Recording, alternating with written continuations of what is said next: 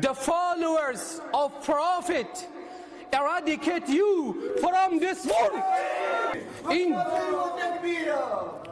این تصویر توست ماکرون که تکه تکه میشوی، اما این نام زیبای محمد رسول الله است که در دل ماست، در قلب ماست، در رگ و ریشه ماست و ما خود را فدای این نام زیبا میکنیم.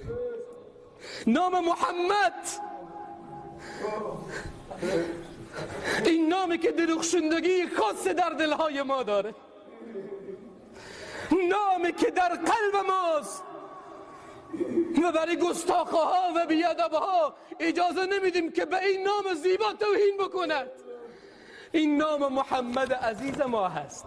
و رفعنا لک ذکرک، یعنی این که نام محمد بوسیده می شود ولی تصویر ماکرون پاره پاره می شود.